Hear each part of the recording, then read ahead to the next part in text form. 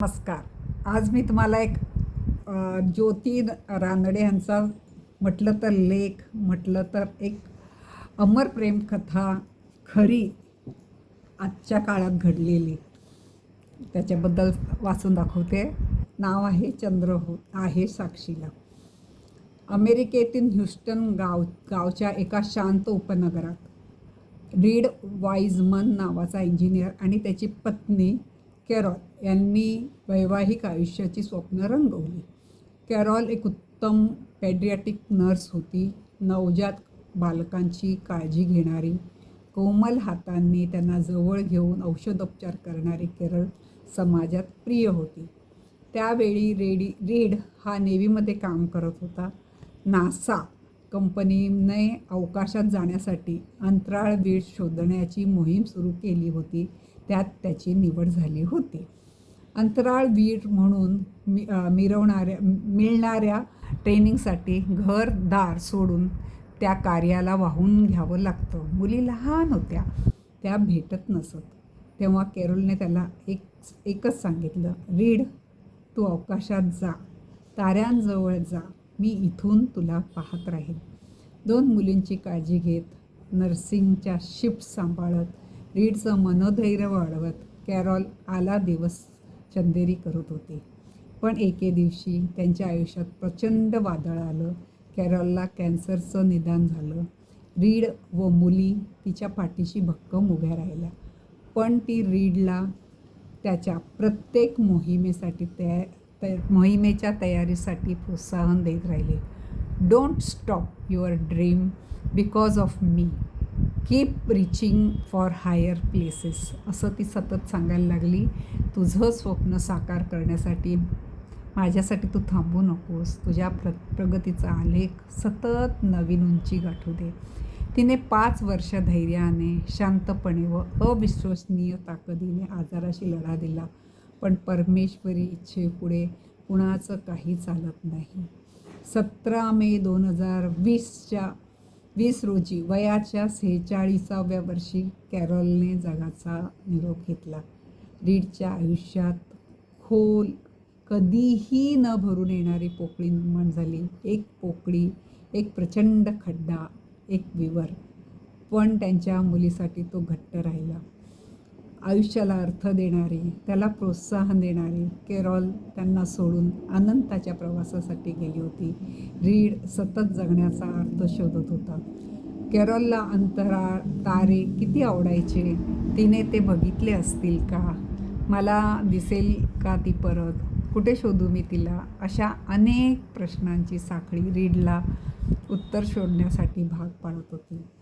2026च्या Artemis 2 या चंद्राभोवती 10 दिवसांची फेरी मारण्यासाठी मोहिमेमध्ये रीडची निवड झाली. जुलै 1969ला नील आर्मस्ट्राँग आणि बझ ऑल्ड्रिन यांनी चंद्रावर पाऊल ठेवले. त्यानंतर तब्बल 50 वर्षांनी अमेरिकेने 4 अंतराळवीर आर्टेमिस मिशनमध्ये चंद्रावर पाठवले. त्यातील एक अंतराळवीर होण्याचा सन्मान रीड वाईजमन याला मिळाला. 1 एप्रिल 2026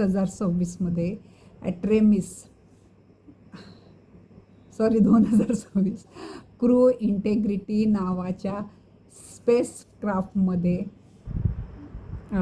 मधून अंतराळात झेपावला. रीडने त्याच्या 2 मुलींना भरलेल्या डोळ्यांनी निरोप दिलेला साऱ्या जगाने पाहिला होता.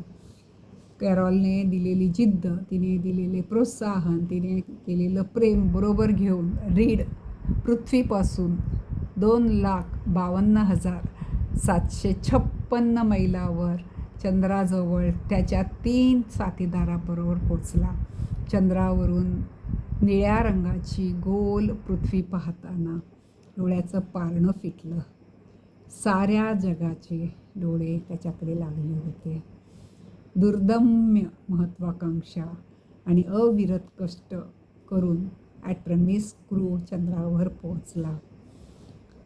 चंद्रावर जाऊन तेथील फोटो काढताना त्याच्या नजरेस एक अतिशय तेजपुंज विवर पडलं. लक्ष वेधून घेणारं विवर, स्वतःकडे खेचणार विवर.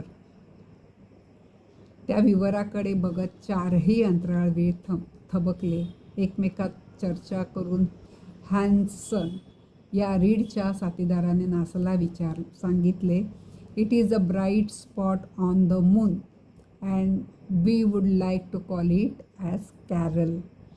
या तेजस्वी विवराला कॅरलचं नाव दिलं तर रीडच्या नासामधील सहकार्याने त्याच्या भावनेचा सन्मान केला. मग एक दिवस अधिकृत घोषणा झाली व त्या विवरास कॅरल हे नाव देण्यात आले. रीडने चंद्राकडे पाहिले. त्या रुपेरी पृष्ठभागावर चमकणारे ते विवर आता फक्त ते निनावी विवर नव्हतं, ते होतं कॅरलचं स्मारक. तिच्या प्रेमाचं, तिच्या धैर्याचं, तिच्या प्रोत्साहनाची आठवण करून देणारं स्मारक. त्याच्या डोळ्यात पाणी आलं, त्याच्या चेहऱ्यावर हसूही उमटलं. "कॅरल, तू मला आजवर अवकाशात ताऱ्यांपर्यंत, चंद्रापर्यंत पाठवलंस. आज मी चंद्रावर तुझं नाव लिहिलं. आता तू कायम माझ्याबरोबर आहेस, मी चंद्रावर असतानाही." त्याच्या डोळ्यातून घळाघळा पाणी वाहू लागलं. कॅरलचं चंद्रावरचं स्मारक बघण्यासाठी फक्त चंद्र साक्षीला होता आणि 3 क्रू मेंबर्स रीडच्या दाटून आलेल्या भावनांची साक्ष देत होते. रीड चंद्रावरून 10 एप्रिल 2026ला पृथ्वीवर परत आला. सुखरूप. आर्टेमिस 2ला अभूतपूर्व यश मिळालं. या यशस्वी मोहिमेमुळे मानवी अंतराळ संशोधनात एक नवीन अध्याय झाला होता. आणि आता जेव्हा जेव्हा रीड चंद्राकडे पाहतो तेव्हा त्याला तिथे दिसते एक पत्नी, एक माता, एक कॅन्सरशी झगडलेली वीरांगना आणि एक शाश्वत प्रेम कहाणी. खरंच म्हणजे मला तरी सतत वाटतं की भारतामध्ये अमर प्रेमाच्या अनेको कथा आहेत, घरात आहेत असं मला वाटतं. वर्षानुवर्ष आपलं छान प्रेमसंबंध नवरा बायकोचे बघायला मिळतात आणि वेस्टर्न अमेरिकन वगैरे दुनियेमध्ये हे खूप कमी आहे. आणि तिथे असं अनोखं प्रेम बघून मन हे झालं. प्रेम जगातल्या पाठीवर सगळीकडे आहे, पण आपल्या धर्मामध्ये आपल्याला त्याग, समर्पण हे जास्त महत्त्व दिलेलं आहे. ते तिथेही आता दिसू लागले. हे पाहून खूप बरं वाटतं आहे. तुम्ही माझं ऐकताय त्याबद्दल मी खूप आभारी आहे.